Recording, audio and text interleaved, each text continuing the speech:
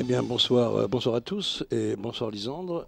J'ai Bonsoir un Jean-Paul. retour un peu fort, là. Bon, c'est pas grave, c'est moi là. Et ce soir, je pensais à un sujet, c'est en quoi la quête du Graal peut-elle concerner la vieille Gaule, les rois Pendragon, qui sont les ancêtres du roi Arthur. J'ai écrit il y a très longtemps, enfin très longtemps, il y a 90, 20 ans, un livre qu'on trouve plus du tout. Il est épuisé, je pense même sur Amazon, on ne doit pas le trouver, quoi. Donc j'ai pris quelques textes de support qui sont là, sinon je vais m'y perdre. C'est une traversée, on va dire, pas historique, même si elle l'est par le fond, elle est méta-historique, comme on dit physique et aussi métaphysique. Le même genre de relation. On est en l'an 300 avant Jésus-Christ, et on est à Paris. Paris, on y est, c'est Paris là. Oui, non, mais Paris à l'époque, en 300 avant Jésus-Christ, c'était Lutèce. C'était un petit village, ça aurait pu être celui d'Astérix s'il était né à l'époque, hein. Un petit village au milieu des marécages, des marais. Bon, les marécages, avec Sequana, la Seine qui coulait, qui était liée à une divinité qu'on appelait Sequana, la Seine qui était un fleuve sacré. Donc, ce sont des îles, des presqu'îles comme ça, qui forment ce marécage, dont un îlot central qui deviendra l'île de la Cité, où a été construit Lutèce, le premier village, entouré de palissades de bois. Et plus loin, sur ce que les Romains appelleront un oppidum, sur une hauteur sacrée, c'est pas une montagne, mais cette hauteur qui est dédiée qui est la montagne Sainte-Geneviève aujourd'hui, qui était dédiée à le côté A, qui est une divinité dont on disait qu'elle était la déesse de l'aurore, une fille adoptive du soleil. Toute la mythologie celtique parle. Elle était aussi la protectrice des navigateurs. Et on voit que tous ces marécages qui entourent Lutèce, avec le temple dédié aux divinités, c'est-à-dire à Taran, dieu de la foudre, à tous les dieux gaulois de l'époque, la tribu qui habite cet endroit s'appelle les Parisis. De là le nom de Paris par la suite qu'on a donné à l'emplacement qui était Lutèce. Les Parisis, c'est la tribu gauloise qui occupe l'emplacement de Paris et ses environs de Lutèce. Et on atteint Lutèce que par la voie d'eau, c'est-à-dire par les méandres du marécage ou par la Seine. Et il y a pour cela une confrérie qu'on appelle les Notes, de là l'image du bateau qu'on trouve sur les armoiries de Paris. Les notes, comme le monotonnier, qui permettaient de relier les îlots entre eux, de débarquer des marchandises ou des hommes, se consacrer à la navigation et étaient en même temps les gardiens d'un sanctuaire. Ce sanctuaire dont parle César dans sa guerre des Gaules, qui était, dit-il, le sanctuaire central de la Gaule, que certains ont situé près de Chartres. Il y a une étude faite par le CNRS qui est intéressante, où cette étude parle et montre où pouvait être cet emplacement sacré de l'ancienne Gaule. Il aurait été donc dans la plaine du Landy, où était une vieille, où se donnait une foire importante à chaque période. Même à l'époque médiévale encore, cette foire du Landy était très très très importante. La plaine du Landy, c'est la plaine Sainte-Saint-Denis aujourd'hui. C'est à cet emplacement-là où s'élevait ce temple sacré des Gaules.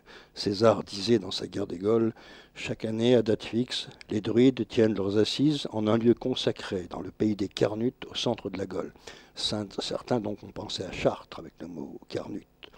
Et c'est ici que s'élève, justement dans la plaine Saint-Denis, des recherches qui ont été faites, ce tertre qu'on appelle le tertre de Montjoly, c'est un nom latinisé, hein, qui était le tumulus des ancêtres à l'ouest du terroir de la Chapelle. Donc on est sur Saint-Denis, là, hein, à l'actuelle, plaine Saint-Denis aujourd'hui.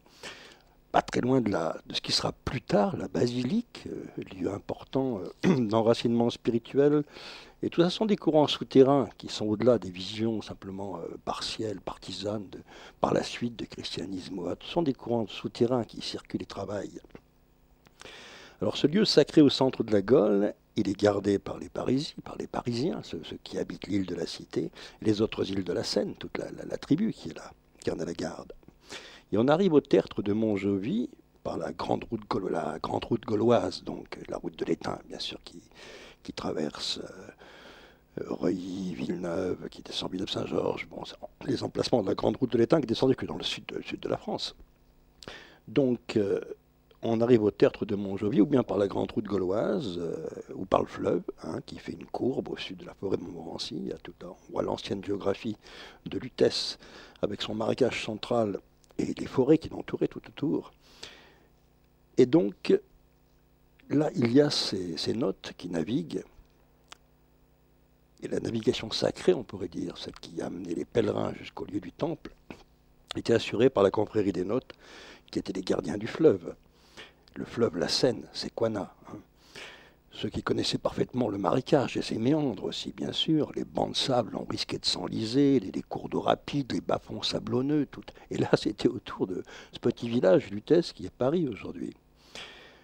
On les considérait avec crainte, les notonniers, à l'époque des parisiens de cette tribu, puisqu'ils célébraient les dieux de cet ancien tertre central dont on parle, le Montjovis, les dieux de l'âge d'or à travers bien au-delà, ceux qui habitent Tirnanog dans la mythologie celtique, qui est l'île du nord du monde, la patrie des immortels, ça ce sont des croyances. Et les croyances se font au quotidien. Et les embarcations des notes qui remontent vers la Seine sont souvent accompagnées d'un vol de cygnes ou de grues. Ce sont des oiseaux migrateurs qui indiquent la relation avec les autres mondes. Puisque dans la mythologie celtique, bien souvent, les dieux envoient vers les hommes des messagers célestes ou autres qui prennent l'aspect de cygnes, de grues. Ces oiseaux incarnent bien souvent, c'est le côté multiforme de la magie des druides, c'est-à-dire certains peuvent prendre, des dieux dans la mythologie, différentes formes. Et celle-ci est la forme d'animaux, ces oiseaux, qui montrent le lien, qui ouvre la route, en quelque sorte, entre maintenant, là, ce petit village paumé en plein marécage, et les autres mondes, qui n'ont pas cessé d'être là au même endroit. C'est pas à 10 000 années-lumière. On ne va pas faire un voyage en fusée, là. Hein. Alors, cette image, donc, des notes sur leur embarcation sacrée accompagnée par ces oiseaux migrateurs montre bien que les notes sont une confrérie sacrée qui gardait donc l'ancien tertre des Gaules. Et les notes vénèrent aussi, dans leurs croyances, les fileuses. Les fileuses dans la tradition celtique qui sont à la fois des mi-déesses, mi-larves, un peu, que les Gaulois disaient les maîtresses du marécage, du marais, qui rôdaient dans les brouillards. Ces divinités-là, qui sont les Nornes dans la mythologie scandinave, les mêmes, hein, qui décident de la vie et de la mort, par exemple, qui ont en main le fil du temps, passé, présent, futur, peuvent le couper quand elles veulent. Alors on dit qu'elles viennent de la mer et descendent des Ases, les dieux de l'âge d'or. Là, on est dans les origines, au-delà de la Gaule elle-même, dans les origines des croyances des Celtes nordiques. Donc le glapissement des grues, le bruit que font les cygnes au passage, tout cela annonce la proximité du sanctuaire des Gaules qui est gardé par la confrérie des Notes. Et ces bateliers qui explorent les marécages de Lutèce, ils ont marqué l'entrée du sanctuaire par un pilier très important, un monument à l'entrée du sanctuaire des Gaules dans la plaine Saint-Denis, dédié aux dieux anciens. C'est un pilier de 6 mètres de haut, qui est composé de 4 blocs, hein, de pierre portant des bas-reliefs. Et actuellement, si vous voulez le voir, il est visible au musée de Cluny, dans la partie, c'est un musée médiéval, mais on y trouve le pilier des notes, il est là. Et on voit sur le pilier, il suffit d'aller au musée de Cluny pour voir ce qu'était ce pilier, on aperçoit le taureau, accompagné de 3 grues, encore ces oiseaux migrateurs entre les deux mondes, les oiseaux messagers qui sont là, taillés dans la pierre, qui sont 3, pour rappeler aussi la métamorphose divine dans la mythologie celtique qui se fait par 3 à chaque fois. Les 3 Nornes, gardiennes des marécages, la triple déesse Guerria Morrigan, toujours triple. Dans un vieux conte breton, les 3 filles de la vallée noire. Bon, beaucoup de divinités comme la Morrigan avaient la possibilité de prendre 3 aspects différents. On retrouve cette triade des dieux gaulois gravée sur le pilier des notes au musée de Cluny, c'est-à-dire Taranis, il est gravé dessus, on le voit, le porteur de foudre, Esus, qui était le dieu des sacrifices, et là on voit un homme pendu sur une branche d'arbre avec du sang qui dégoûte, c'est un sacrifice qui a été fait donc, et Teutates qui est le père des tribus, ce qui veut dire Teutates, le mot en lui-même, Teuta c'est la tribu, c'est le père des tribus au pluriel. Alors la mystérieuse prédestination de ce lieu au centre des Gaules, qui est un haut lieu spirituel du monde celtique, hein, elle va apparaître tout au long de l'histoire, hein, bien après que la Gaule soit devenue la France. Pendant un certain temps, on la retrouve en force souterraine, force, on peut dire occulte si l'on veut, oui, comme ces courants telluriques qui parcourent le sol qu'on ne voit pas, mais qui ont un travail magnétique puissant et actif, qui peut modifier des choses. On le voit par exemple parce que le tertre de Montjoie, c'est tout près qui viendra mourir Saint-Denis, le premier évêque de Paris, et avec lui deux autres martyrs. Et rappelons qu'il a été décapité, c'est très important de préciser ça. Et comme le disent des évêques de l'époque, ils parlent de la mort de Saint-Denis, ils disent à l'emplacement du, entre guillemets, du vénérable lieu triple. Qu'est-ce que ça veut dire, le vénérable lieu triple? Ce n'est pas une phrase chrétienne du tout. Elle prouve bien une ancestralité de ce lieu où Saint-Denis vient mourir, décapité. On verra l'importance de la décapitation rituelle, justement. Et près du tertre, il y a une fontaine sacrée qui s'appelait Tricinas, le mot tri, 3, qui est présent là aussi, qui évoque le lieu triple, la triade gauloise. Et c'est dans ce lieu consacré que s'assemblaient les druides, sans doute au solstice d'été.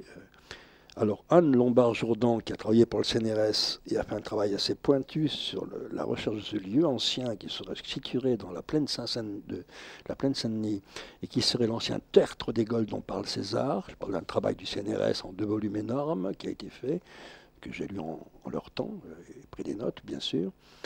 Elle précise que ce rassemblement rituel autour du tertre de Montjovis, qui viendra Montjoie à l'époque médiévale. De là l'expression Montjoie-Saint-Denis qu'on retrouve au cours du Moyen-Âge comme cri de guerre. Montjoie-Saint-Denis, alors Saint-Denis on comprend, d'accord. Montjoie, pourquoi? Montjovis, c'est le nom latin du tertre, c'était l'ancien tertre qui était dédié au père des tribus.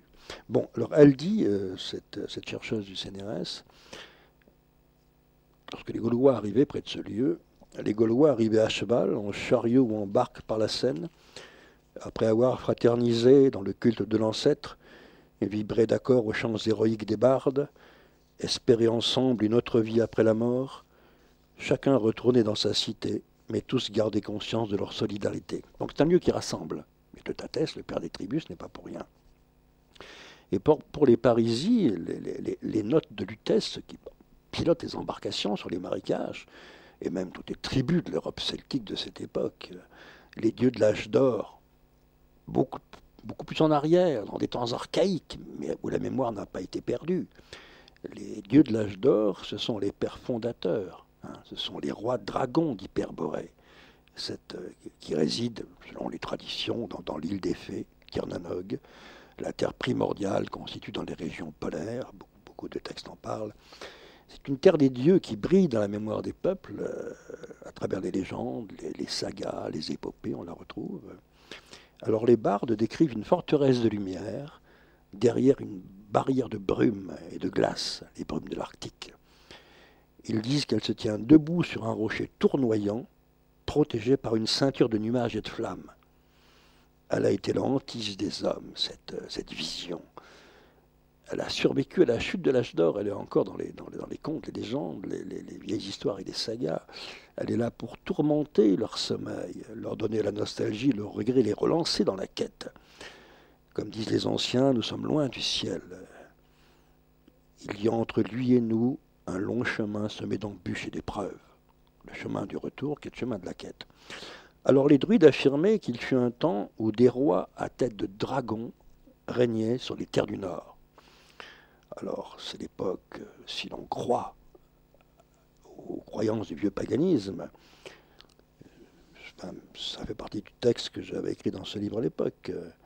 C'est l'époque où les gnomes et les elfes se partageaient les profondes forêts d'Europe, les salamandres rêvaient au bord des sources, les esprits allaient et venaient librement entre la terre et les étoiles. L'épopée du Graal médiéval nous apprend que le roi Arthur, roi du Graal, blessé à mort, se retire dans l'île tournoyante. C'est ce qu'il dit dans la quête du Graal. Par-delà les glaces de l'Arctique.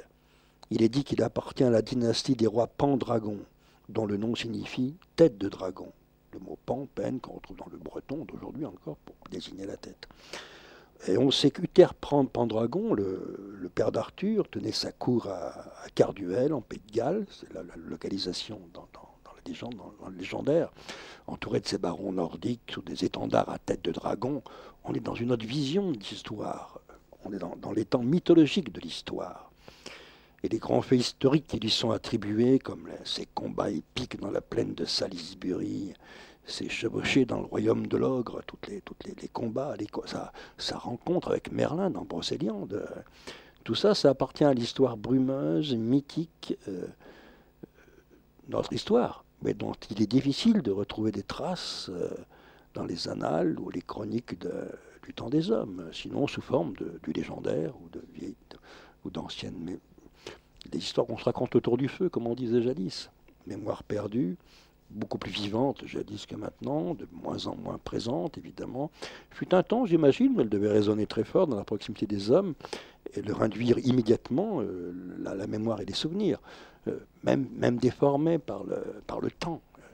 Et puis, c'est devenu des légendes de nos provinces, voilà, c'est ça, les contes de Grimm, récoltés dans les provinces d'Allemagne ou ailleurs, dans d'autres pays d'Europe, tous légendaires, transformés, modifiés quand même, mais on peut retrouver Il suffit de savoir voir avec un V majuscule, ça ne demande pas un entraînement terrible, je veux dire une disponibilité simplement, pour derrière ces contes-là, trouver la trame archaïque derrière. Elle n'est pas loin, il y a juste c'est l'avantage du conte de fées, par rapport à la littérature, la source qui est juste derrière, là.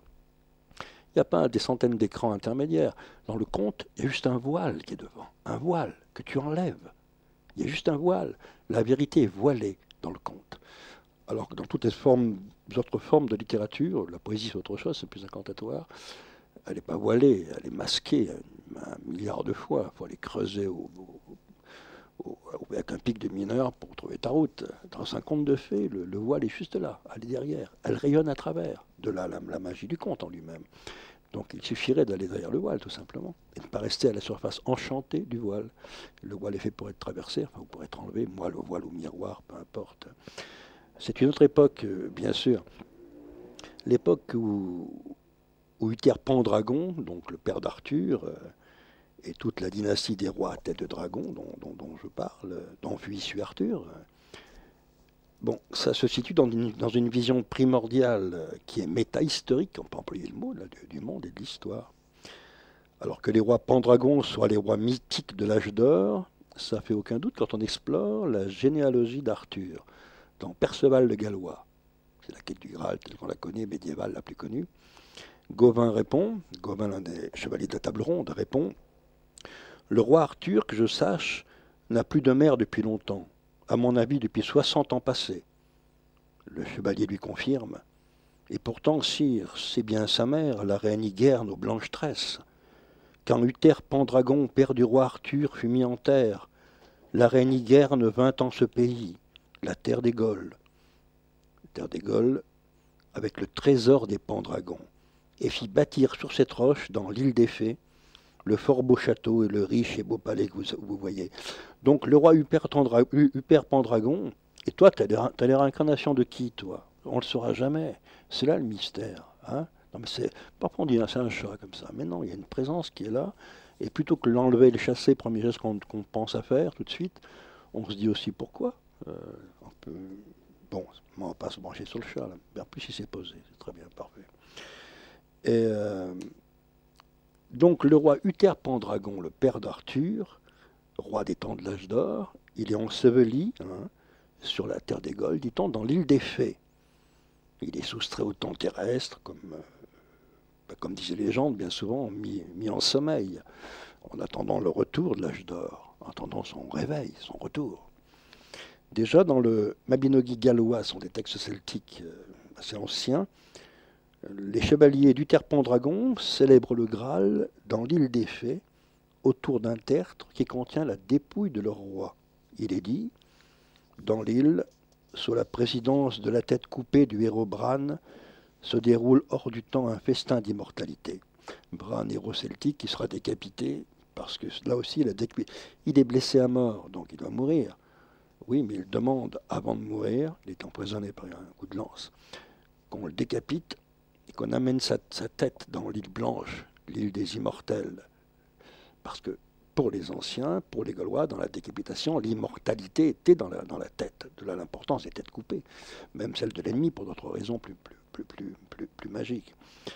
Et on retrouve la présence de cette civilisation des rois dragons dans les cycles celtiques de l'Irlande aussi, hein, toujours associé à un centre suprême au-delà, hors du temps et dans le temps, qu'on peut appeler Tulé, l'île Blanche, des tas de noms hyperborés, le jardin des Hespérides, Avalon, l'île Verte, voilà, tous ces noms-là désignent la même chose en vérité. Et l'épopée des Celtes d'Irlande raconte dans le livre des Conquêtes que les Tuatha Dé Danann, qui sont des dieux, voilà, une race de dieux, descendus, quand ils quittèrent l'île du nord du monde et arrivèrent en Irlande, étaient commandés par le roi Nuada, qu'on appelait Nuada la main d'argent, parce qu'il avait une main qui avait été coupée, et là, des forgerons du clan lui avaient forgé une main en argent. C'est un héros, une divinité, plus qu'un héros. Les Tuatha Dé Danann sont des dieux. Donc, il y a dans le... Ce qu'ils amenèrent en Irlande est intéressant. On dit, et là c'est le livre des Conquêtes qui parle, les Bergabala, lorsqu'ils quittent le Septentrion et surgissent en Irlande, les Tuatha Dé Danann apportent avec eux 4 objets magiques qui provenaient des 4 villes de leur pays d'origine, bâties dans les îles du nord du monde. De la ville de Falias, ils apportaient le liafel, la pierre du sacre, qui pousse un cri lorsque le roi légitime s'y assoit. De la ville de Gorias provenait la lance de Lug. De Findias, ils amenaient l'épée du roi Nuada. De Murias, le chaudron d'immortalité du dieu Dagda, un chaudron qui est l'image primordiale du Graal, dans laquelle rien ne meurt et tout se refait sans cesse. On voit cette image d'un chaudron où l'on plonge des guerriers morts à l'intérieur pour qu'ils puissent revenir de nouveau et recommencer. Chaudron d'immortalité. Et les sagas disent que les Tuatha Dé Danann sont arrivés en Irlande pour la fête rituelle de Saint-Main, c'est-à-dire le 31 octobre, cette fête automnale dédiée au dieu Cernunnos, au dieu de la forêt, qui correspond à la fête des morts dans le calendrier chrétien. Et parce que cette date de Saint-Main, du 31 octobre, Halloween pour certains, bon, mais c'est cette période-là, donc, hein, était considérée par les peuples du Nord, qui croyaient en les peuples celtiques, comme une porte ouverte sur le monde des morts. Pouvaient venir aussi des ancêtres, venir pendant cette nuit, préparer un repas pour accueillir la présence des ancêtres. On pouvait facilement, la porte entre les deux mondes était fragile à cette date-là, cette date rituelle, où on disait que les défunts sortaient des tertres et venaient visiter les vivants, où la barrière n'existait pas entre la vie et la mort, entre les deux mondes. Et les Tuatha Dé Danann sont les pères fondateurs de la civilisation celtique, d'origine irlandaise. Les fameux rois à tête de dragon, alors on les décrit comme des êtres de haute stature, la peau légèrement bleutée, sans doute pour évoquer leur patrie d'origine, le pays du pôle, avec ses glaces, ses brouillards, sa lumière. L'image qu'on donne d'eux, un pectoral de bronze orné d'entrelacs celtiques, leur ferme la poitrine. Ils portent le casque à cornes du dieu Cernunnos, une épée gravée de signes runiques, un bouclier taillé dans le bois d'un chêne sacré, des ceintures et des bracelets constellés de pierres précieuses, recouvertes d'or pur. Alors, ces dieux de l'âge d'or, on est dans l'archaïsme, là. On célébrait leur mémoire dans le sanctuaire des Gaules, donc le tertre de Montjovis, dans la plaine Saint-Denis, un tumulus sacré, consacré aux dieux de l'ancienne histoire. Alors, qu'est-ce qui reste de cette civilisation des origines? Des pierres levées, peu de choses, hein, les pierres levées qu'on peut voir, les tumuli, des dolmens, des cairns funéraires un peu partout en Europe, et les mégalithes géants de Stonehenge que tout le monde connaît, les couloirs, les cairns funéraires d'Irlande, les alignements qu'on trouve à Karnak aussi. Bon, ça sont les témoins muets, énigmatiques, comme le Sphinx, d'une très très ancienne civilisation pré-celtique que les Celtes utilisèrent, mais qui est antérieure à la présence celtique. On est là dans les origines, dans les temps de l'âge d'or. Le tumulus de Montjoly, Anne Lombard-Jourdan du CNRS écrit que le tumulus de la plaine Saint-Denis, alors justement, si on ouvre une carte de la plaine Saint-Denis aujourd'hui, une carte du quartier, des quartiers, quoi, avec des rues, les noms des rues, Il y a étonnamment, c'est sûrement la mairie qui a fait ça à partir des recherches qu'a fait cette personne, je ne vois pas d'autres raisons, ce n'est pas antérieur, parce que c'est un quartier moderne, mais les noms. Il y a une ruelle qui s'appelle la rue Montjoie, une autre qui s'appelle, je ne me trompe pas, l'autre c'est le Perron, qui correspond aussi à ce légendaire dont on parle. Donc ces noms placés comme ça, je les ai vus sur la carte, pour ça j'ai été voir. Bon, il y a des maisons, il n'y a rien, mais il y a le nom Montjoie qui est à cet emplacement.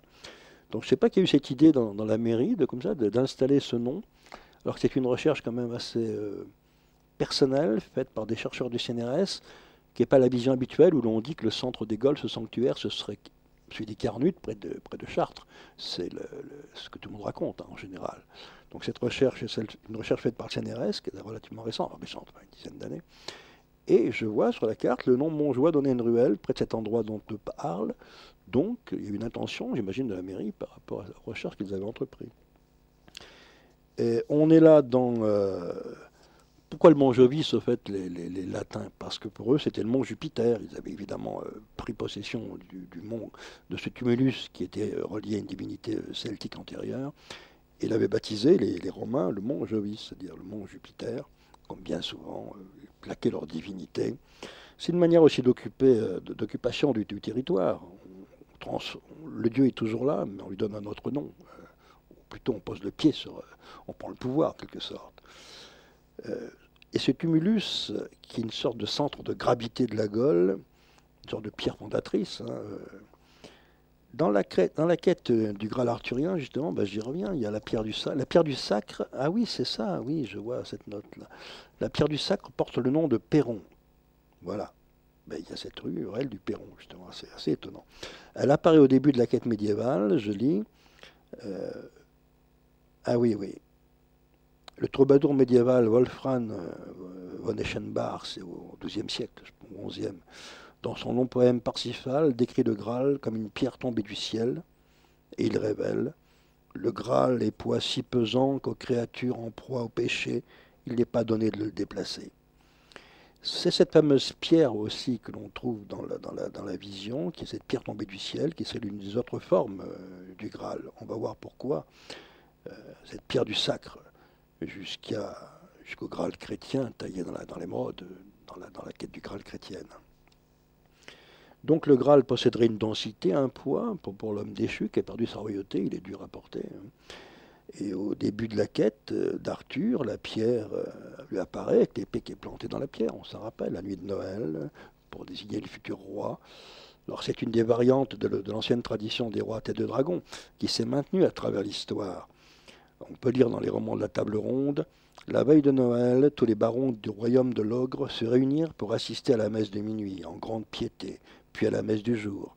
Et comme la foule sortait de l'église, des cris d'étonnement retentirent.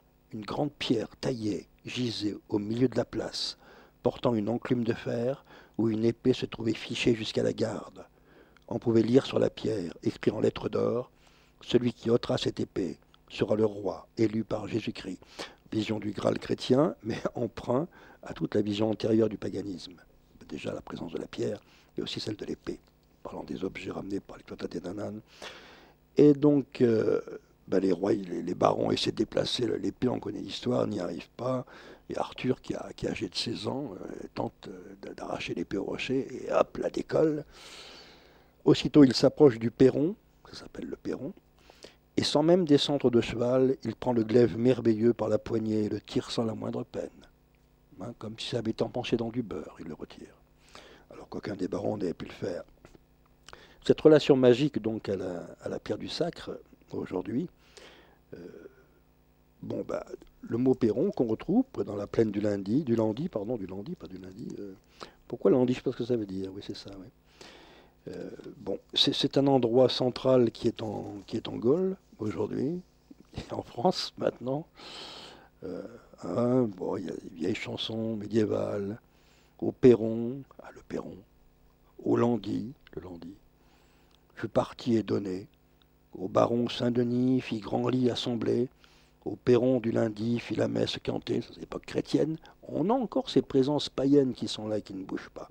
Et Anne Lombard-Jourdan du CNRS, dans son étude sur le théâtre de Montjoie, le précise: alors c'est dans l'actuel Seine-Saint-Denis ce tertre, à proximité et sans doute sur le flanc même de la Montjoie du Landy, existait un perron qui dut avoir plusieurs de ses fonctions chez les Parisis.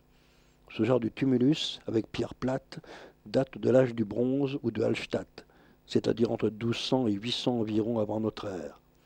Grâce au respect qu'il inspira aux ethnies successives, le perron traversa les siècles et il est encore bien attesté au Moyen-Âge. Et il est sur la carte, je vous l'ai dit, de la plaine Saint-Denis. Quand on regarde la carte, il y a une petite rue qui s'appelle une impasse qui s'appelle le Perron. À côté, il y a la Montjoie. Alors je me pose encore la question, pourquoi des personnes, aujourd'hui, responsables d'une municipalité, bon, admettons, je ne sais pas qui prend les décisions de baptiser les rues, ont donné ces deux noms à ces deux endroits qui ne sont pas très connus dans leur relation avec cette vision de ce qu'était le centre des Gaules jadis. Puisque pour beaucoup, c'est les Carnutes, c'est donc près de Chartres. Et là, je parle d'une étude faite par des chercheurs du CNRS. Donc, Paris, ce Paris pollué, ce Paris grouillant, ce Paris où on ne respire plus, les présences sont toujours là, aussi fortes, aussi puissantes. Simplement, on ne regarde plus, on regarde du mauvais côté, et c'est ça.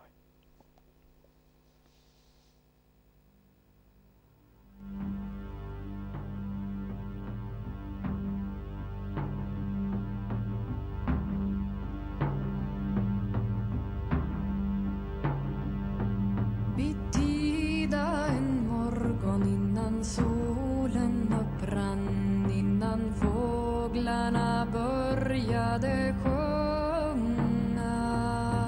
Bergatrollet friade till Fagerunger-Sven. Hon hade en falskeliger tunga. Hermannelig, tro loven i mig, för det jag bjuder så gärna. I kunden väl svara endast ja eller nej, om i viljen eller ej. Heder vill jag giva de gångare 12 som gå ut i Rosendelunde. Aldrig har det varit någon sadel upp på dem, ej heller vätsel ut i munnen. Hermannelig, tro loven i mig, för det jag bjuder så gärna. I kunden väl svara endast ja eller nej, om i viljen eller ej. Heder vill jag giva de kvarnarna 12 som står mellan Tillö och Tärnö. Stenarna det är av rödaste guld och hjulen silverbeslagna. Hermannelig, tro loven i mig, för det jag bjuder så gärna. I kunden väl svara endast ja eller nej, om i viljen eller ej. Heder vill jag giva ett förgyllande svärd som klingar utav 15 guldringar, och strida hur du i strida vill. Stridsplatsen skolen i väl vinna. Hermannelig, tro loven i mig, för det jag bjuder så gärna. I kunden väl svara endast ja eller nej, om i viljen eller ej. Heder vill jag giva en skjorta så ny, den bästa i lysten att slita.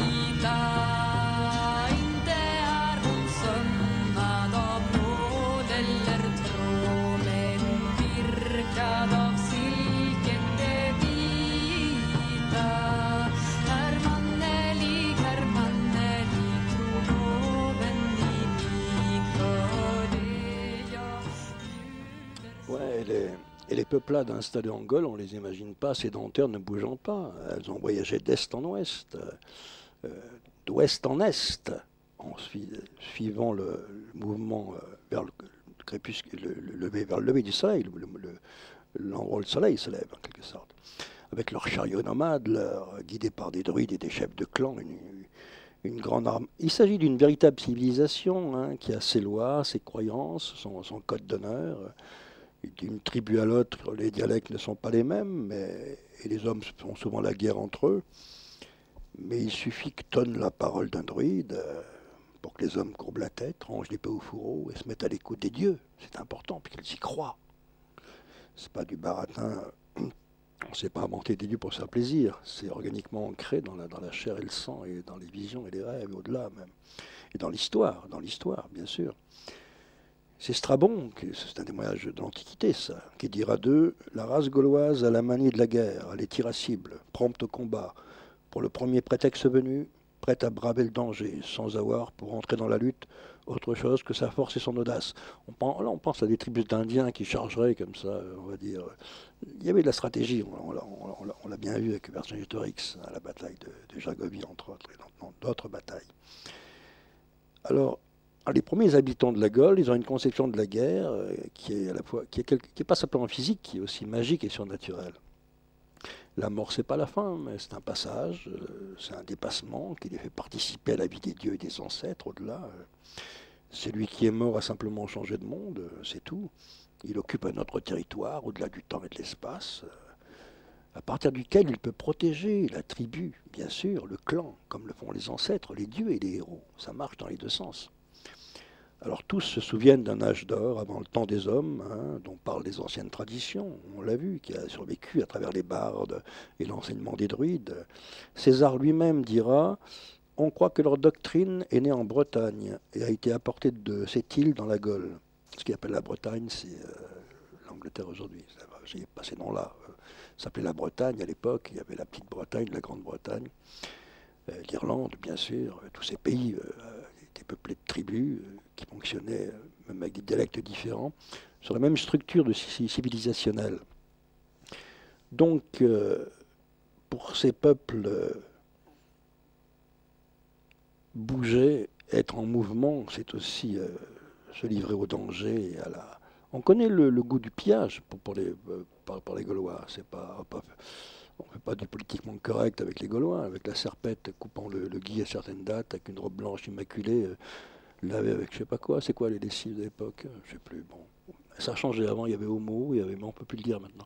Il y avait quoi? Il y avait bonus, non, bonux, je sais plus. Je sais pas, ça a changé le nom des lessives. Enfin, ils étaient blancs comme ça, les Gaulois, sur nos vignettes. Ça n'existe pas, ça. Il était imprégné de l'humus, de la terre, de la vie réelle et vivante. Bon. Ok, l'image d'Épinal, c'était sympa aussi. Hein, oui, ça pouvait faire rêver, bien sûr. Astérix. Astérix, oui, complètement. Panoramix avec sa belle barbe blanche, il est très propre sur lui, quoi. Oui, complètement. Ouais. Il n'y a rien qui... Il n'y a pas de four qui pue ou de crasse. Pas de la crasse, ou même des peintures de guerre. La peinture de guerre existait, on ne montre pas Astérix, c'était des peintures de guerre portant au combat, comme le faisaient les Pictes, les Celtiques d'Écosse.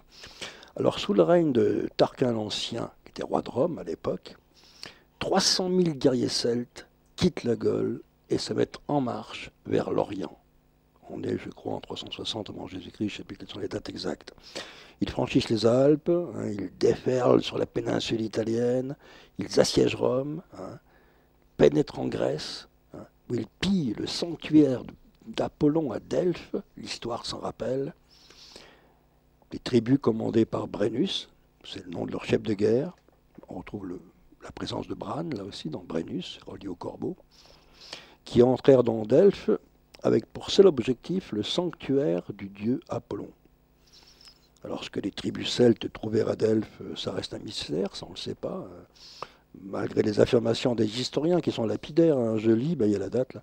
En 260 avant Jésus-Christ, les tribus gauloises atteignent Delphes, le célèbre sanctuaire grec, et pillent ses richesses. Elles s'emparent d'un fameux trésor dont on ne retrouvera plus jamais la trace. Voilà. Alors pourquoi cet intérêt soudain des Celtes pour Apollon, un dieu grec?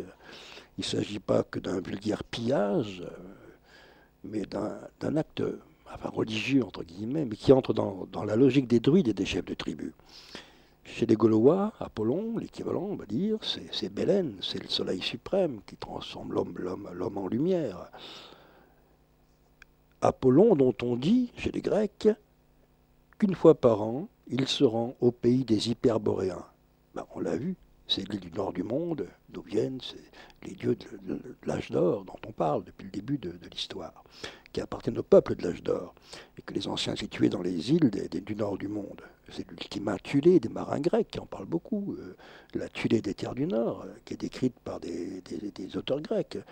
Thulé, où du soleil rapproché du pôle des ours, jour et nuit, toujours visible, se répandent à torrents de feu.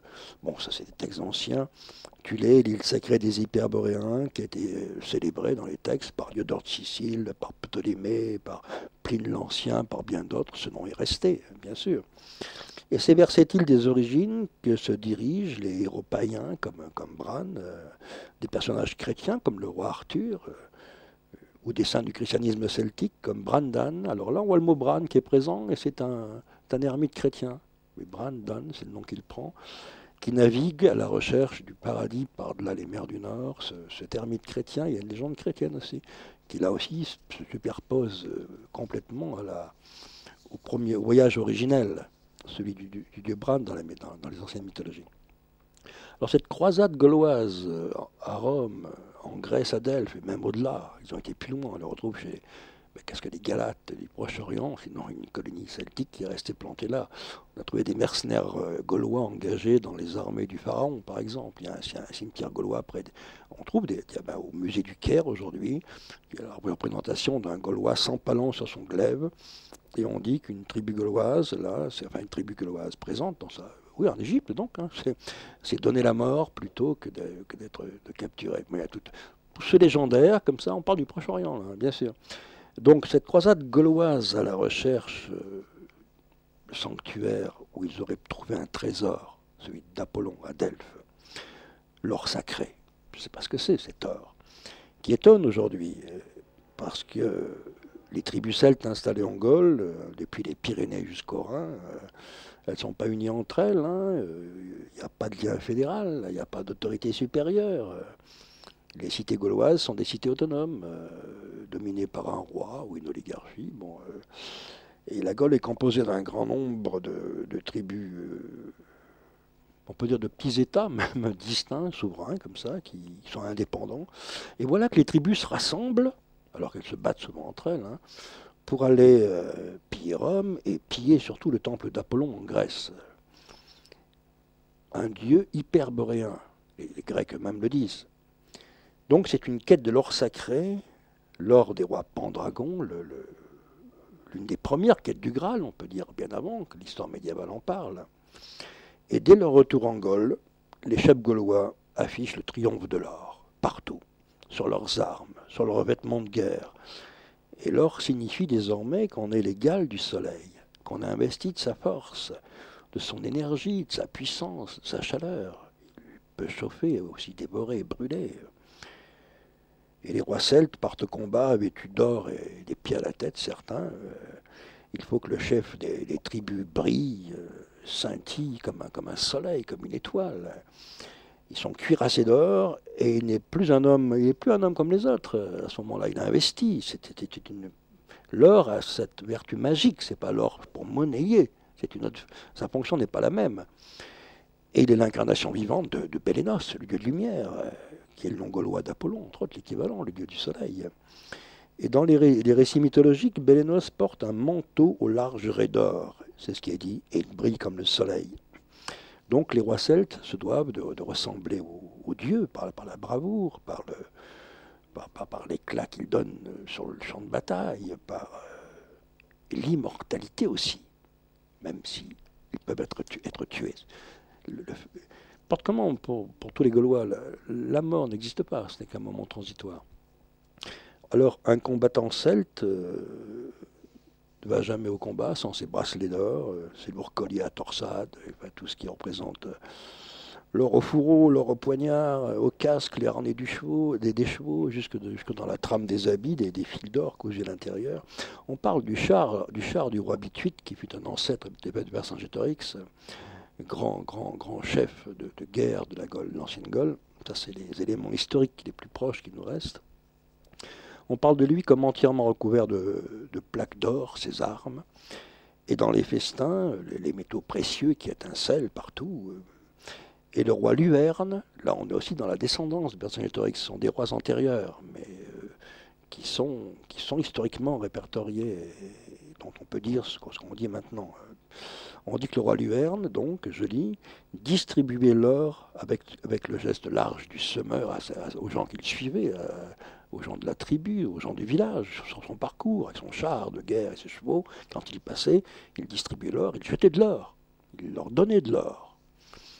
Ce que ne feraient pas nos ministres des Finances aujourd'hui ou nos chefs d'État. L'or n'a pas la même vertu pour eux, il n'a aucune représentation symbolique, magique, puissante et forte, ancrée dans une mythologie. Ils le leur marchand, matériel, économique. Et c'est pour celle qui construit la guerre aujourd'hui, oui, bien sûr. Oui. Et oui, parce que quand ils les voyaient pour eux-mêmes, recouverts d'or, on ne rivalise pas avec les guerriers du soleil. C'est comme si une force surnaturelle était en eux, les doubler et les accompagner. Et leur cuirasse brillante pouvait aussi semer l'effroi et la terreur chez l'ennemi. Ceux qui sont sensibles à ce que veulent dire certaines choses, qui ne disent pas « Ah, c'est de l'or », comme on dit « Ah, c'est un arbre, c'est une montagne ». Ces anciens peuples ne regardaient pas comme on regarde. Regarder autrement, senter et percevoir autrement. Voilà, c'est une vision qu'on a perdue. Elle ne peut pas être celle de nous aujourd'hui. Il faut les comprendre autrement dans leur relation à l'or comme métal, ou à la montagne selon sa forme comme esprit, ou à la source pour des raisons particulières comme présence et esprit aussi. Peu importe, pour l'enclos sacré interdit, tu le franchis, tu es condamné à mort. Il existe des interdits dans des sanctuaires. Pour celui qui franchit l'interdit qui le transgresse, c'est la condamnation à mort. Alors dans un monde moderne, humaniste, ce sont des choses qu'on ne peut pas comprendre. Mais ça n'empêche pas de larguer des bombes sur des civils, il n'y a pas de problème pour ça par contre. Là, on parle d'une tradition avec ses codes et ses règles et ses lois, très loin en arrière, bien sûr, un temps où l'homme avait la liberté et le choix d'entrer dans la quête.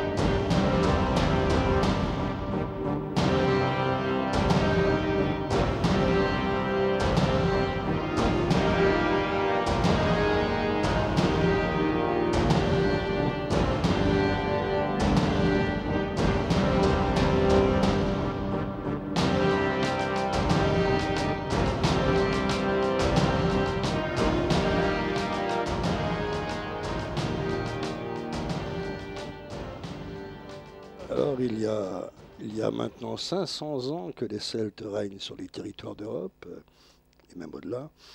La grande route gauloise dont tout le monde parle, qui traverse la Gaule, où a passé toutes sortes de voyageurs, l'homme de guerre, le druide, le marchand romain, le convoyeur qui ramène le minerai d'étain, la fameuse route de l'étain, les forgerons gaulois qui fabriquent les armes, les outils, et tous se retrouvent pour la grande foire annuelle de Lutèce au centre des Gaules, et l'Italie romaine qui envoie ses marchands avant ses généraux et ses légions, bien avant. Hein.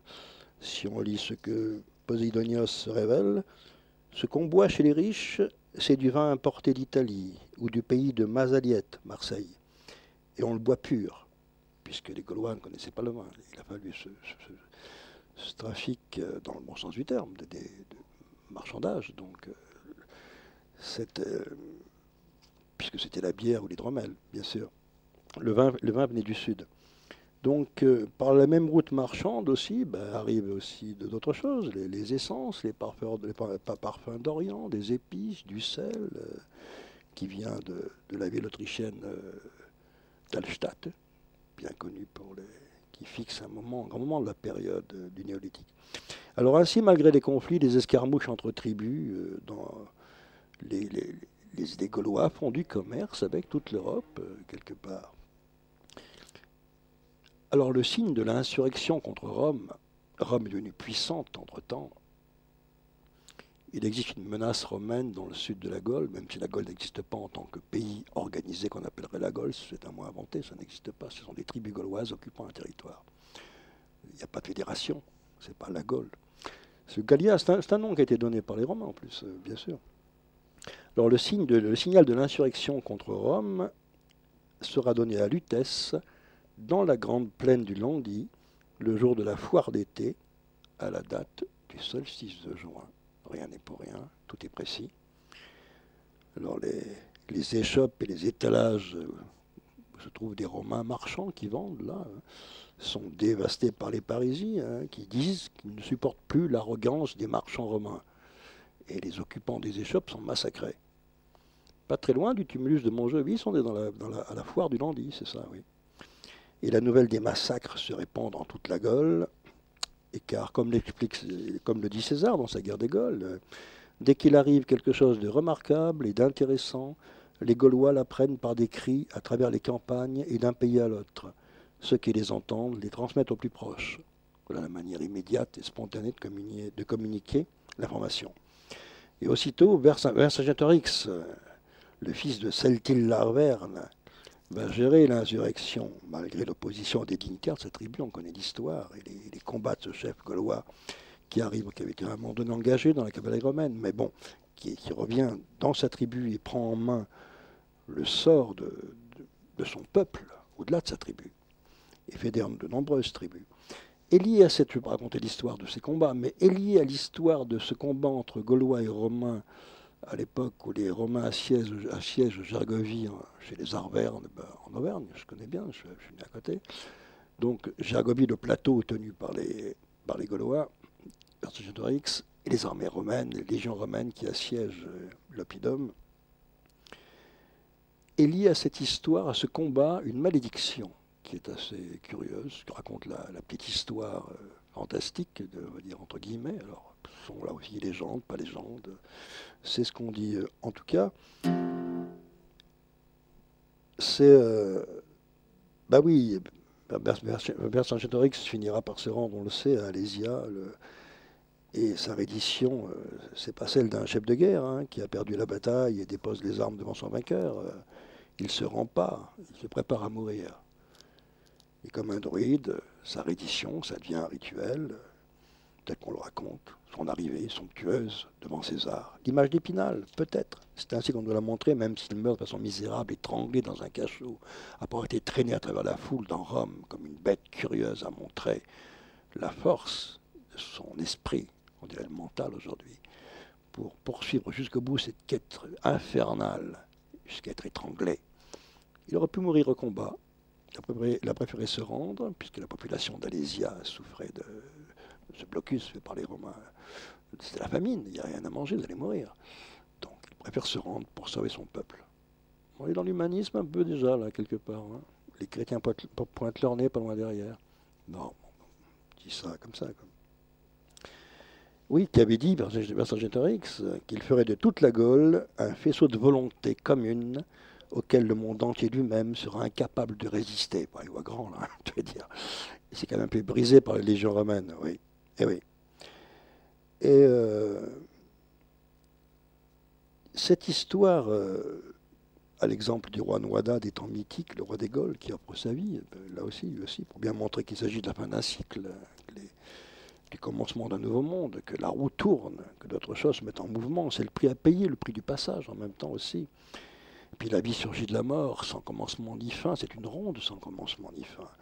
Comme ces courbes et ces entrelacs, comme les enluminures celtiques, telles qu'on les voit, comme la musique celtique, la manière dont elle est tressée.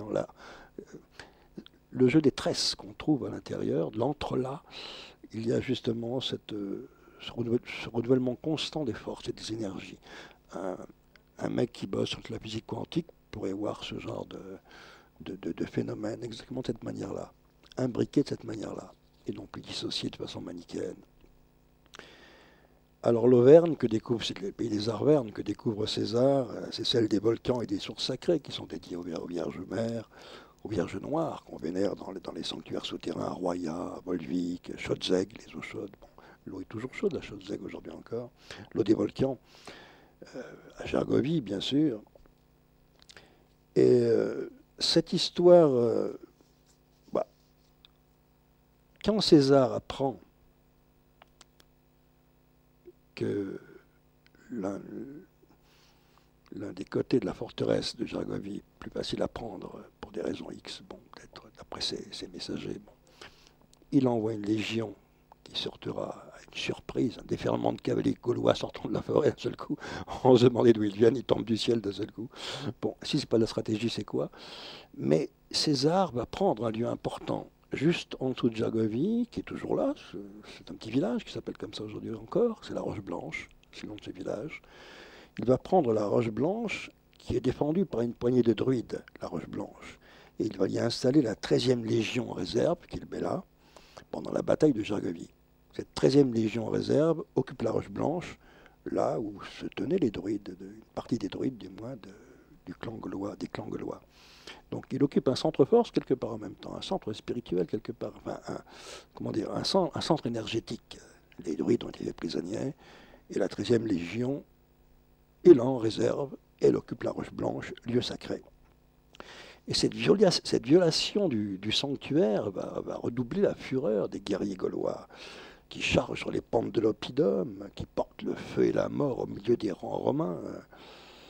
Et on raconte par la suite que César aurait trouvé la statuette d'une divinité dans ce sanctuaire, qu'il l'aurait emmenée avec lui dans sa fuite. Et on connaît la suite, je lis. En 46 avant Jésus-Christ, le proconsul romain fait exécuter Vercingétorix dans une prison de Rome. César est assassiné 2 ans plus tard, au moment où il allait se faire nommer roi de Rome. Et dans son histoire secrète de l'Auvergne, Jean Pérard, écrivain régional, historien, parle des maléfices de la statuette, qui aurait abouti, après, elle n'a pas disparu, César est assassiné, mais la statuette est toujours là. Elle aurait été transmise de différentes manières. Elle aurait atterri un jour entre les mains de Bonaparte, Napoléon. Elle était aux Tuileries, posée quelque part, bon, dans les Tuileries. Donc je lis ce qu'il écrit. On trouva un temple à Gergovie, bon, il précise, au cours des fouilles, avec des bijoux de fer et de bronze. Et il y a, bon, alors, ça c'était César. L'empereur récupérera par la suite la statuette, il l'acheta même. Il la plaça aux Tuileries. Peu après, elle périt dans l'incendie du palais. La statuette disparut quelque part. Alors, statuette maléfique pour César et pour le proconsul, et pour Napoléon, bien sûr aussi, car elle a d'abord appartenu à César, d'après ce que raconte l'ancienne légende qu'il a trouvée dans ce sanctuaire. Et elle aurait exercé sur les 2 impérateurs, Napoléon et César, une sorte de malfaisance occulte. Elle était chargée du sortilège des batailles. Alors je ne sais pas quelle est la logique qui est derrière et à quoi tout ça peut correspondre dans le jeu des forces. Mais si l'on croit à cette histoire de statuette trouvée par César, et qui aurait été la propriété de Bonaparte par la suite, et qui aurait brûlé dans l'incendie des Tuileries. L'incendie des Tuileries, je ne sais pas quelle en est la cause, je ne suis pas un historien, je n'ai pas tout en tête. Mais voilà, donc pour dire que l'importance, même si on ne croit pas à cette histoire, l'occupation de la Roche Blanche par la 13e Légion de César, celui où étaient les druides, c'est une guerre à la fois d'hommes sur le terrain, et c'est aussi une guerre magique.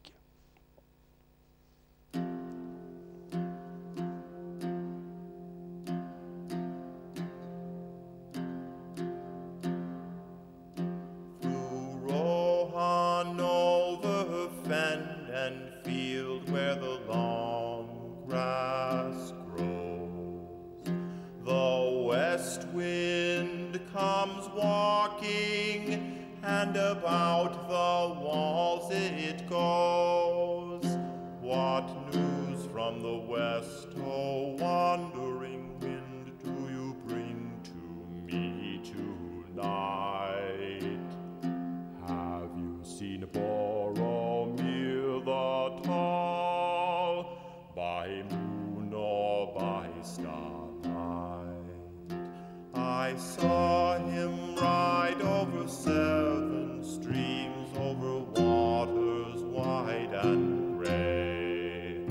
I saw him walk in empty lands until he passed away into the shadows of the north.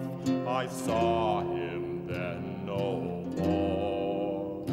The north wind may have heard the horn of the son of Denethor. O Boromir, from the high walls westward I looked afar, but you came not from the empty lands where no men are. From the mouth of the sea, the south wind flies. Et ce rite de la décapitation qu'on trouve chez les Gaulois, pour les druides, le principe vital d'un individu est tout entier dans sa tête. Donc on le décapite après sa mort et on conserve la tête chez soi ou fixée sur un poteau de bois à l'intérieur du sanctuaire, la tête d'un ennemi aussi bien sûr, parce que l'âme du mort est inséparable de son crâne. Le défunt y est incarné totalement. C'est l'une des croyances des Celtes et des Germains sur ce rite de la décapitation. Strabon dit, auteur latin, donc, que les Gaulois décapitaient leurs ennemis tués au combat, attachaient leur tête au cou de leurs chevaux et les clouaient ensuite dans leur maison. Diodore de Sicile dit, comme des trophées de chasse. Ben, tous ces auteurs anciens ajoutent que les Gaulois embaumaient la tête des personnages et les imprégnaient d'huile de cèdre pour les préserver, qu'ils soient là, présents, encore quelque part vivants d'une autre manière. Et c'est un rite qui évoque le grand cycle des dieux de l'âge d'or, où les rois à tête de dragon dont parlent les chroniques.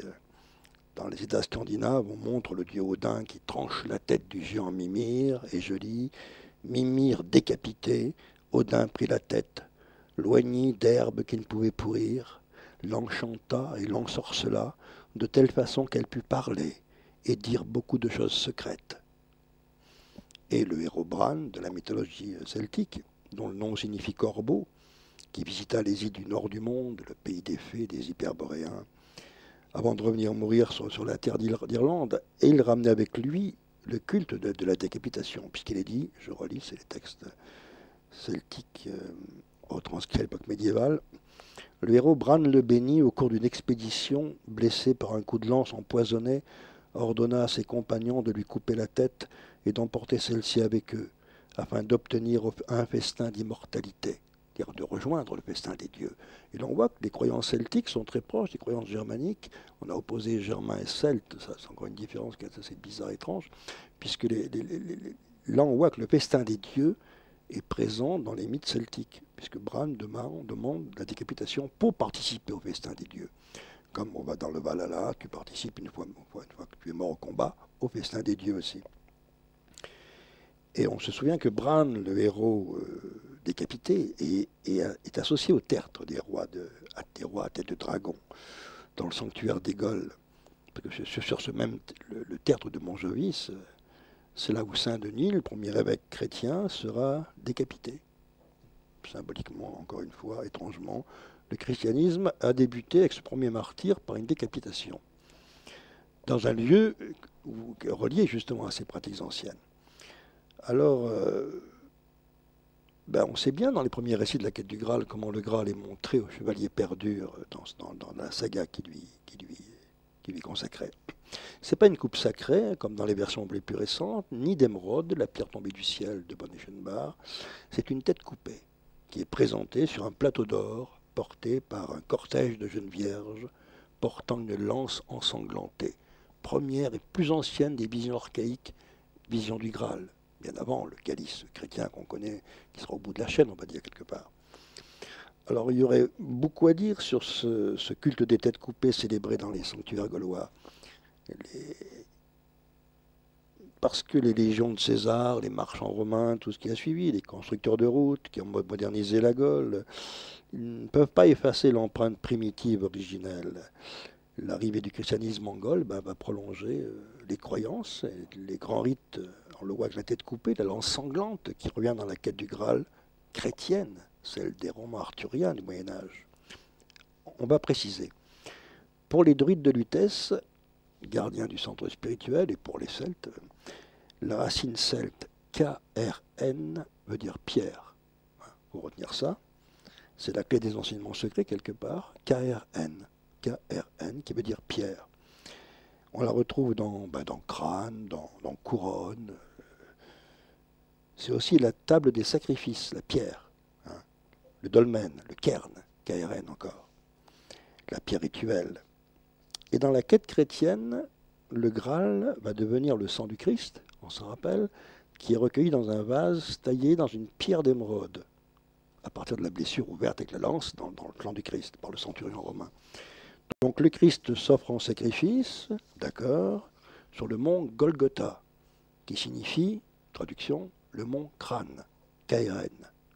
Ici, on a toutes les figures du Graal confondues dans l'extase sanglante du Christ, on va dire, cette vision du Graal ancien, je veux dire, la blessure faite par la lance, la tête de Bran dont on parlait, le mont crâne, oui, bien sûr, qui est aussi la pierre KRN sur laquelle se fait le sacrifice, le sang qui coule par la blessure et qui remplit le vase.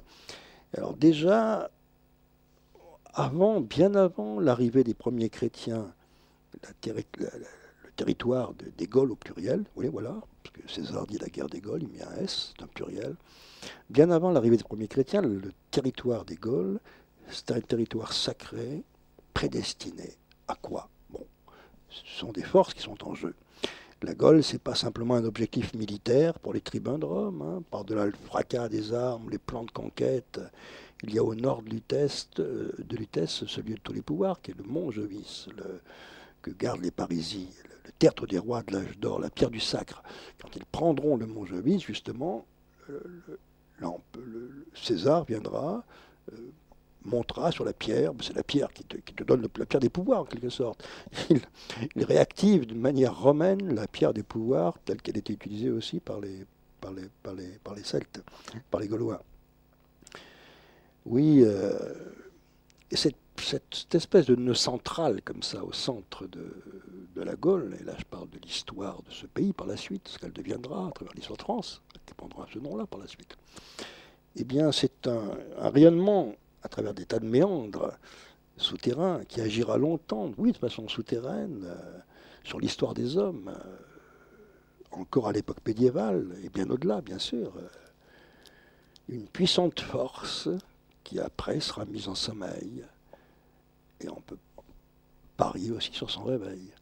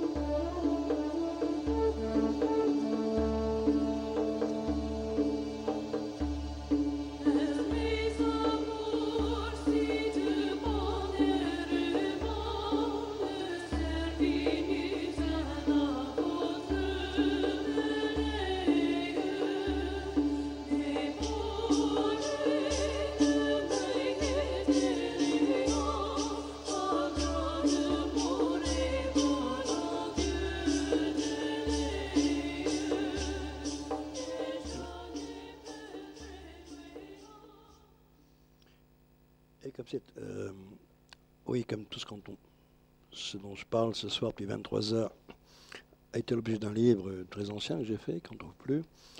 Je vais vous lire les deux dernières pages, pas du livre, non, qui correspondent à la période qu'on a pris, puisque mon livre se termine à la Renaissance.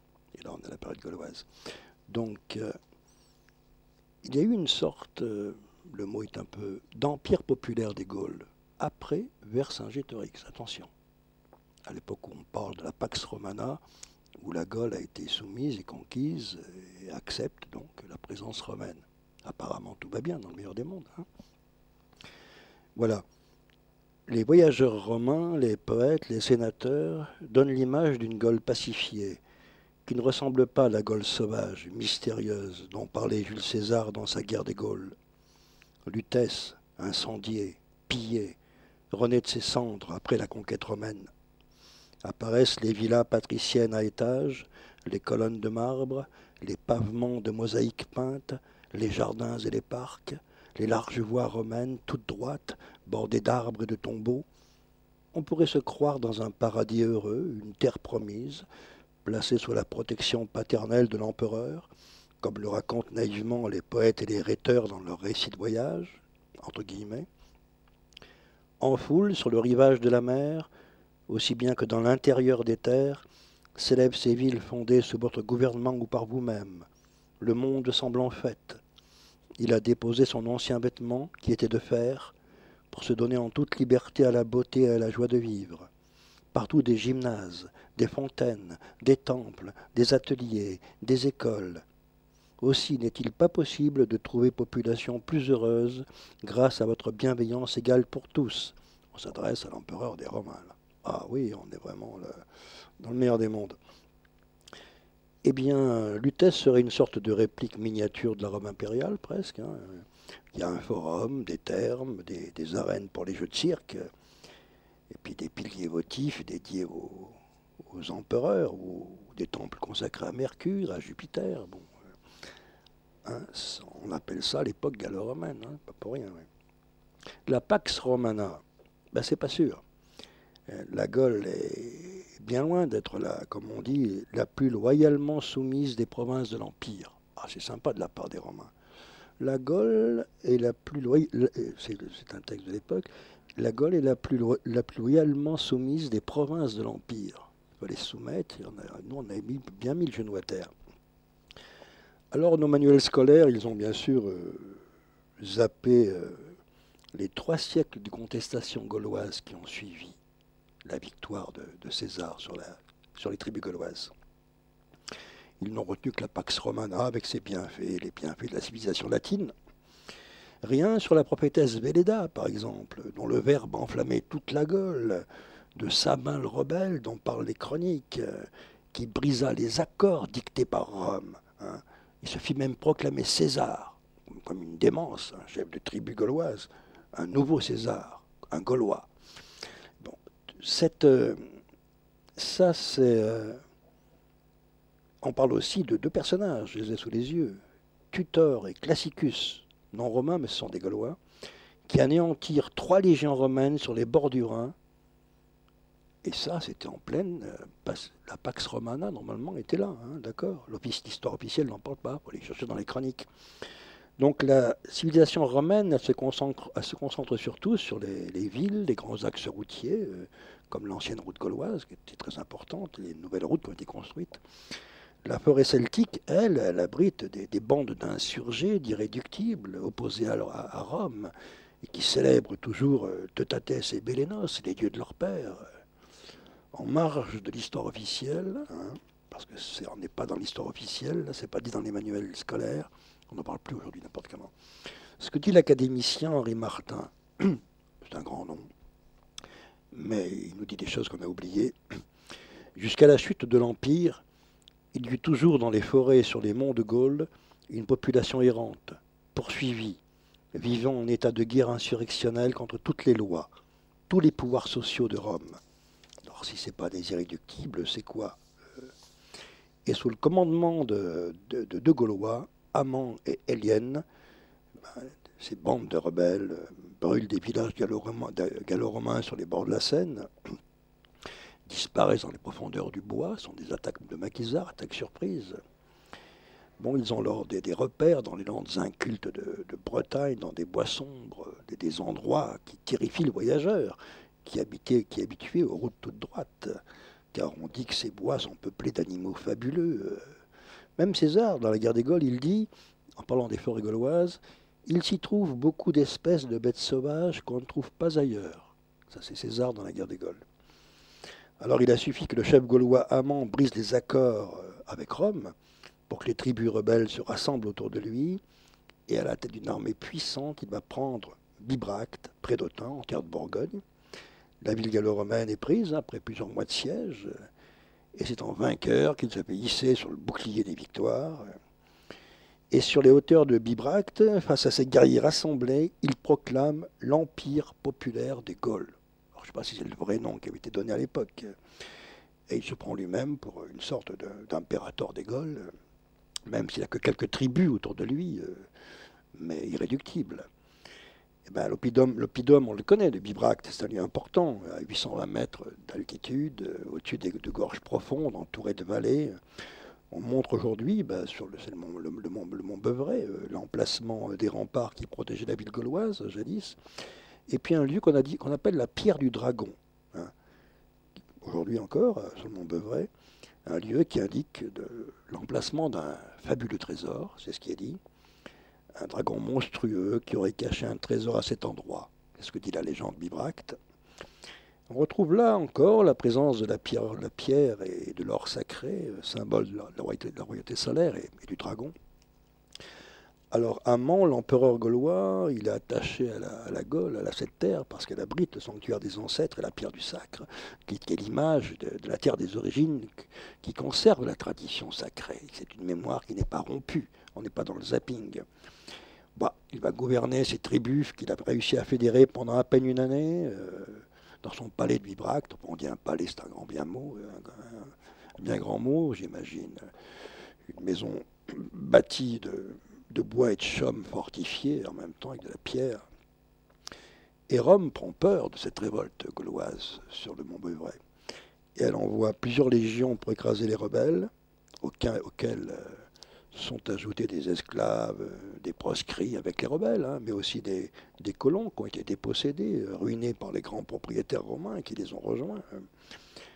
Et tous rêvent de cet empire retrouvé, qui évoque pour eux le temps de l'âge d'or, même si on est bien loin de tout ça.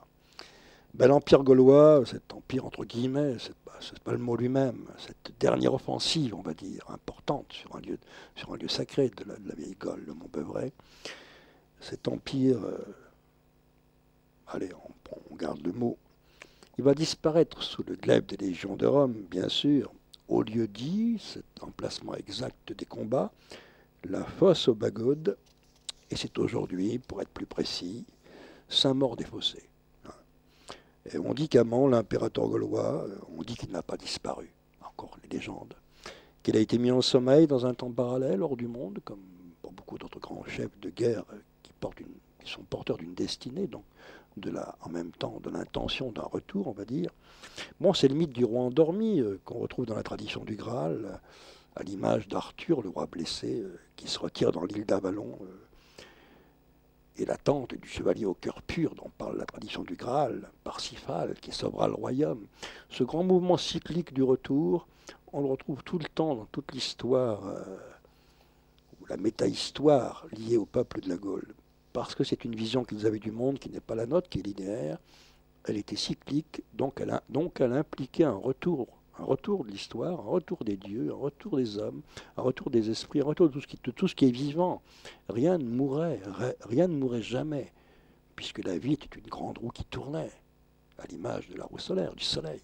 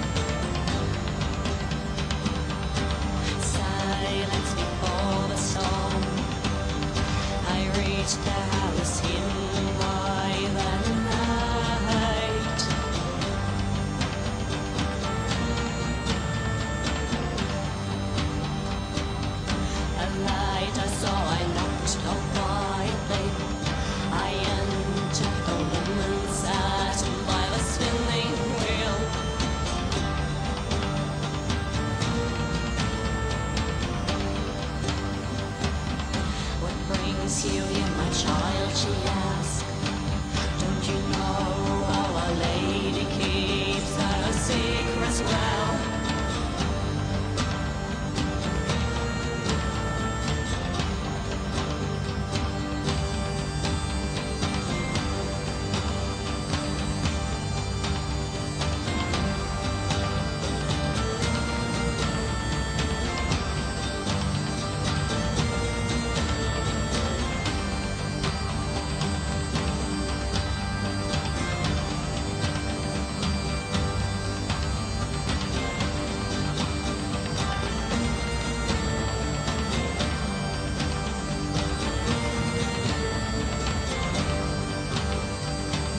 It's my life I am running from.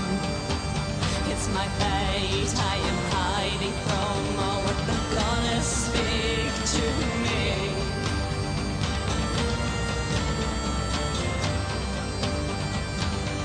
Her ways I don't understand. The mysteries that I must know. Oh, what the mother see through me?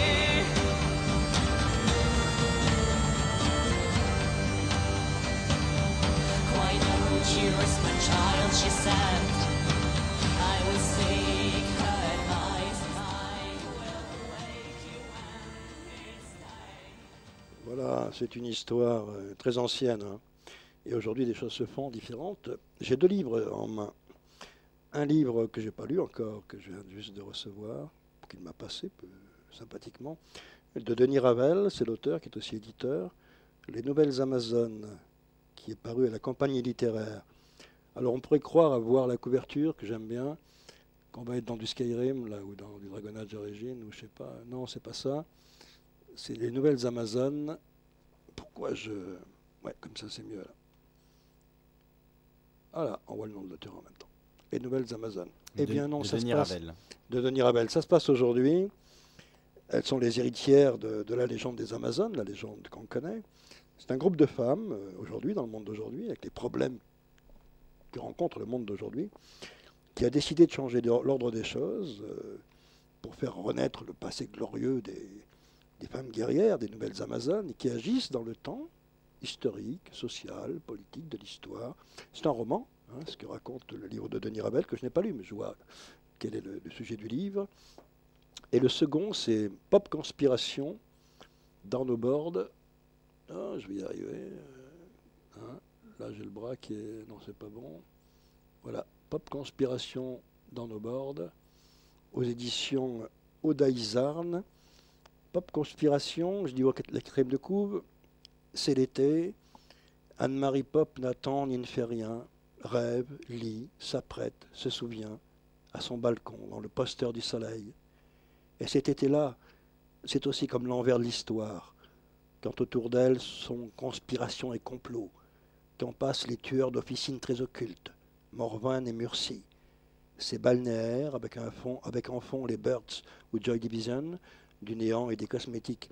Et juste un extrait rapide je ne vais pas vous lire tout le livre, de Down No Board. On pourrait presque, parce qu'il est assez court. Oui, il n'est pas très long, oui. Ah, c'est la première page. Automne 1995. On ne regarde jamais assez les filles danser sur la plage, non plus que celles qui lisent Anna Karénine les soirs de septembre, ou qui ont les cheveux courts et qui achètent du Dr Pepper à l'heure du goûter. Je le sais, mon métier est l'observation. Je suis d'une officine, j'en tairai le nom, mais qu'institua au XVIIe siècle Nicolas de la Mare, commissaire du roi au Châtelet, constituante de l'État profond, dont nul ne soupçonne l'existence, y compris souvent les hommes d'État. J'ai pour mission de surveiller les millénaires, luttes sans merci des factions rivales, Murcie et Morvan, mais appelés indistinctement ménestrels, dont personne ne sait rien. Nous n'intervenons pas. Primo, dans la durée, ainsi me fut-il enseigné, ces luttes s'équilibrent, jusqu'au combat final qui départira le vainqueur. Et alors? Secondo, nous n'y pouvons rien. Les États ne font ni ne défendent l'histoire. Les États ne gouvernent que des apparences. Tertio, la nature du pouvoir, royal, impérial, démocrate, dictatorial, etc., ne dépend que de la volonté des ménestrels.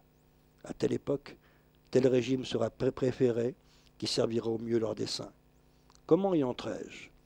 Assurément pas la faveur de mes études, qui furent de langue et de lettres. J'invoquerai la famille. J'avais un grand-oncle, bon, il raconte son histoire après, étrange histoire de conspiration, on a compris déjà dans cette première page quel est le fil rouge ou noir du livre.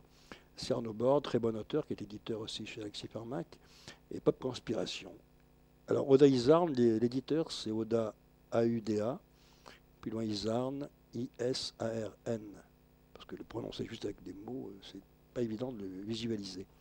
Voilà, ce sont 2 livres récents, et je viens de terminer un livre d'entretien avec Tony Baerja, qui va paraître aux éditions Alexis Farmac, qui est un livre d'entretien sur ma vision du monde, et puis ces questions, les siennes, qui sont des questions qui vont à l'intérieur de là l'intérêt. Et dans mes réponses me font aussi me révéler moi-même certaines choses. De là le travail interactif qui a été assez puissant qu'on a fait dans ce livre, il me semble, qui aura pour titre Le réveil de Kernunas, donc ce livre d'entretien. Ça, c'est un livre personnel. Et je vois qu'on a... Bon, mais ça, on parlera d'autres ouvrages par la suite. Bon, tu seras pas là la prochaine fois, tu m'as dit. Oui, exactement, je serai aux États-Unis. Ah, t'as de la chance. Donc, moi, il faut que je prenne les manettes derrière, ça veut dire. Voilà, exactement. Et je vais donner un petit cours de manette tout à l'heure. J'ai pas mal oublié. Ouais. Ouais, ça fait longtemps que tu es. Donne-moi un Boeing, le World Trade Center, là, je le rate. Je voulais te poser quand même 1 ou 2 questions avant de conclure l'émission sur justement l'émission qu'on vient d'entendre. Il y a plusieurs choses qui m'ont frappé, notamment au début tu parlais des rois dragons, des rois pendragons à tête de dragon, et tu parlais de cette mémoire très ancienne qui a évolué, et je me disais, est-ce qu'il n'y a pas dans cette mémoire une réminiscence des dinosaures? Évidemment, ils ne les ont pas connus, mais est-ce qu'il n'y a pas quelque chose de ça aussi, parce que ce qui est de plus proche du dragon dans ce que l'on sait scientifiquement de ce qui existait, ça reste quand même les dinosaures. Non, on est bien d'accord, parce que pour les Celtes, le dragon déjà était de la mythologie. Donc si on veut remonter, si on veut le fixer dans une histoire métahistorique, mais dans un moment historique, on remonte, on est dans l'archaïsme, et là on rejoint ce que tu dis, ce sont des temps presque peut-être même antédiluviens, quelque part. Oui, et ça fait écho à une mémoire tellement ancienne qu'elle nous est parvenue, déformée, mythifiée, comme ça. Oui, dans la mesure où en même temps le dragon c'est la puissance de feu, en même temps c'est le feu. Bon alors, si c'est sous une forme de yoga gaulois, ça n'existe pas le yoga gaulois, on va dire que c'est le feu intérieur, hein, oui. Pour montrer l'énergie, c'est l'énergie puissante que tu peux réveiller, celle qui dans le yoga traverse la Kundalini, perce en un tous les chakras, quoi, comme une fusée sur le départ. Bon, c'est l'énergie du dragon en même temps. C'est aussi Ouroboros, le dragon, c'est le serpent en même temps, c'est aussi le serpent. Aussi, bien sûr. Donc là, on pourrait décliner longtemps entre les deux, parce que quand on dit dragon, c'est aussi le serpent en même temps.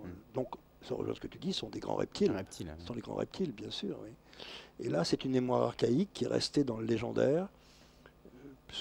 Mais est-ce qu'on n'a aucune connaissance? Si, on parle de chevaliers qui ont combattu des dragons. Bon, la mythologie en parle, même Saint-Georges. Oui, Saint-Georges, exactement, oui, bien sûr. On parle d'un templier à Venise, quand j'ai écrit à Venise, j'ai vu ça aussi, qui avait combattu un dragon, qui avait ramené ses ossements, qui étaient enterrés dans une île près de Murano, etc. Bon, tout un légendaire. Tu parlais des contes et du voile des contes, et il y a peu de contes sans dragon. Ah oui, c'est central. Oui. C'est central comme les ogres, qui sont aussi en même temps on dit les orques, c'est des géants tout simplement. Les gnomes, les elfes. Oui, bien sûr, oui, qu'on retrouve. Elfes des bois, ce qu'on trouve chez Tolkien. Les elfes noirs qu'on trouve chez les Scandinaves, chez les Germains aussi. Ils vivent dans des mondes souterrains, cavernes, etc., grottes. Et on les fait coïncider aussi avec les nains. On dit que c'est les nains aussi, c'est la race des nains, les elfes noirs, dans la mythologie des Nordiques. Et les elfes des bois, c'est les elfes des forêts, liés au côté aérien de la nature. Mais là, bon, sur tout ce qui est le bestiaire ou le fabuleux et au-delà du bestiaire, quand on parle de l'hindouisme, tu vois, comme formule de dieu, de ligne de force, l'hindouisme, la tradition celtique, le vieux paganisme, on va dire, pour aller même au-delà, parce que ça ne va pas le réduire, c'est le chamanisme européen, mais on le retrouve sous d'autres formes. Il est il est lié à une histoire très ancienne, c'est ça, voilà. Il n'est pas arrivé à un moment donné, comme le christianisme, comme une révélation. Il n'y a pas une révélation à un moment donné, peu importe la forme qu'elle prend, en disant ça commence maintenant. Non, c'est un drainage de force, comme ça, qui ont pris des formes différentes, puisque les dragons, Siegfried combat le dragon, ou Sigurd chez les Scandinaves. Qu'est-ce qui se passe? Dès qu'il a tué le dragon Fafnir, il entend d'un seul coup, miracle, le langage des oiseaux, il le comprend. Donc, déjà, il acquiert un pouvoir. En même temps, s'immergeant, se baignant dans le sang du dragon, il est invulnérable. Sauf, dit l'histoire des Nibelungen, qu'une feuille tombe de l'arbre, tombe sur son épaule, et cet emplacement-là, cette feuille, le sang du dragon ne l'a pas touché. C'est-à-dire qu'il y a une petite place, là, comme ça, où était la feuille, que le sang du dragon n'a pas touché.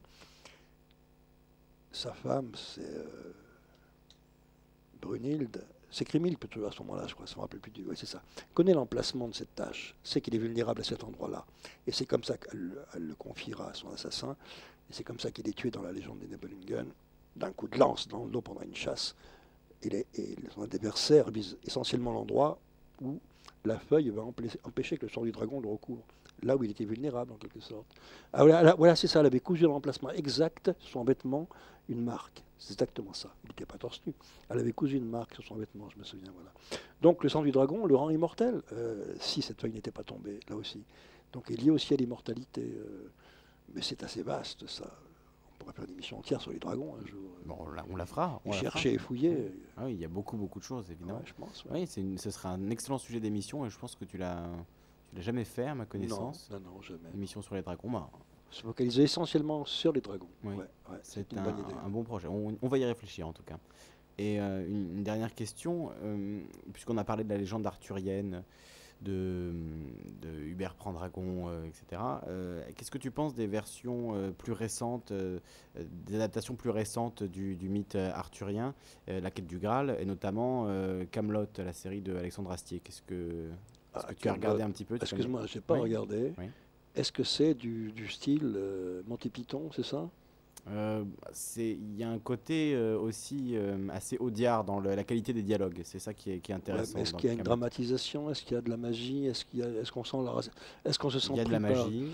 Ou est-ce que je l'ai pas vu? Hein. Oui, bien sûr. C'est des choses que j'évite, moi. Comme j'ai évité Monty Python, Sacré Graal des années 60, tous mes potes allaient les voir. C'était tous les mecs des années 60 couraient. Moi non, parce que c'était déjà à cette époque.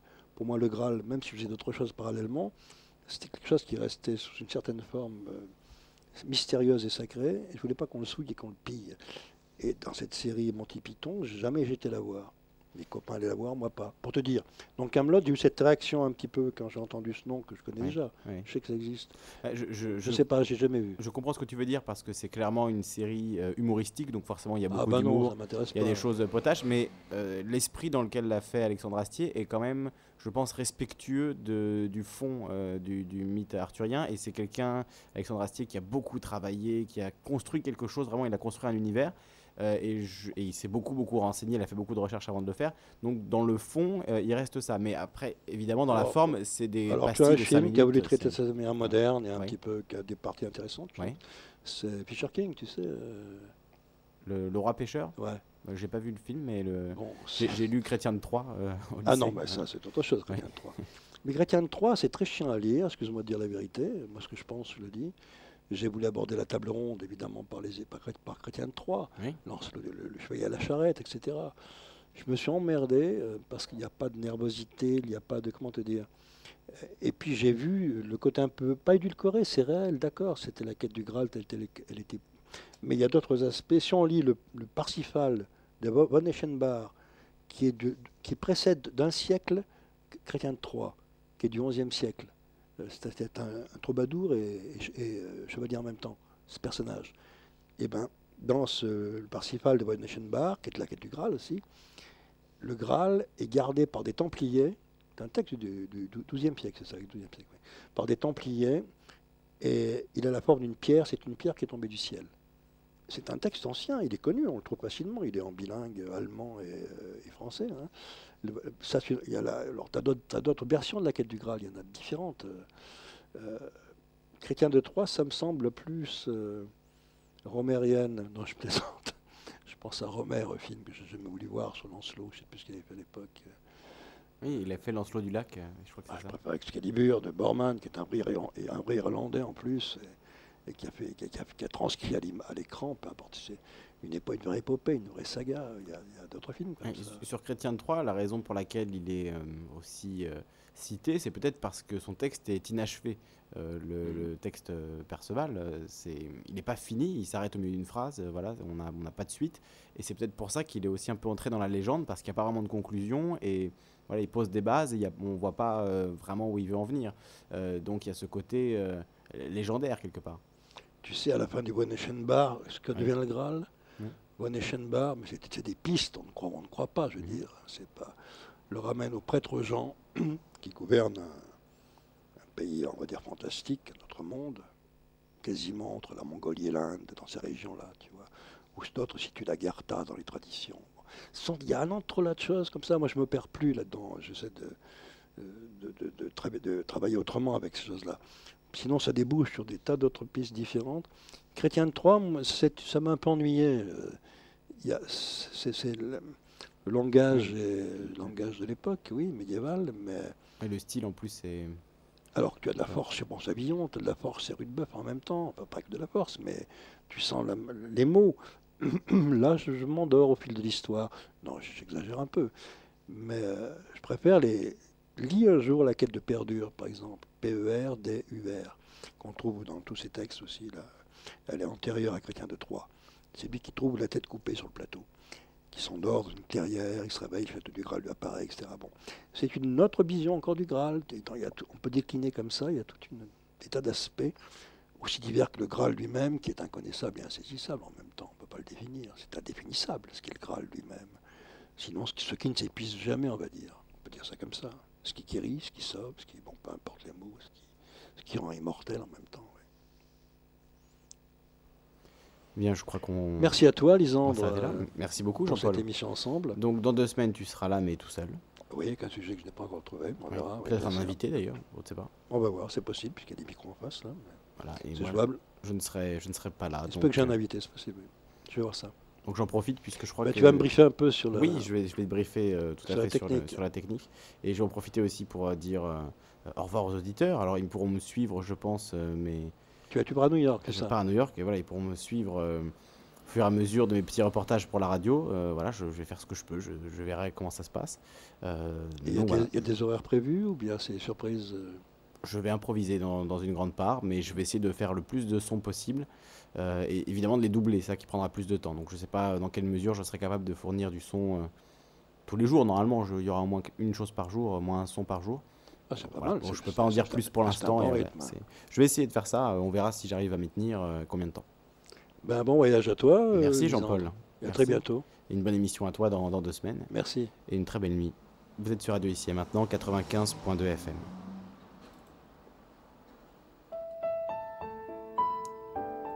Je songeais à ce qui était arrivé aux elfes et cela m'a rappelé une chanson que j'ai entendue il y a bien des années. C'était quand ma mère est morte. Une vieille elfe pleine de sagesse m'a alors réconfortée. Elle m'a expliqué que je ne devais ni redouter ni haïr la mort. La mort est un recommencement. Un jour ou l'autre, il nous faut renoncer à nos enveloppes charnelles pour que notre esprit prenne son envol. C'est un sentiment empreint d'une grande beauté qui apporte sérénité et espoir à ceux qui viennent de perdre un être cher.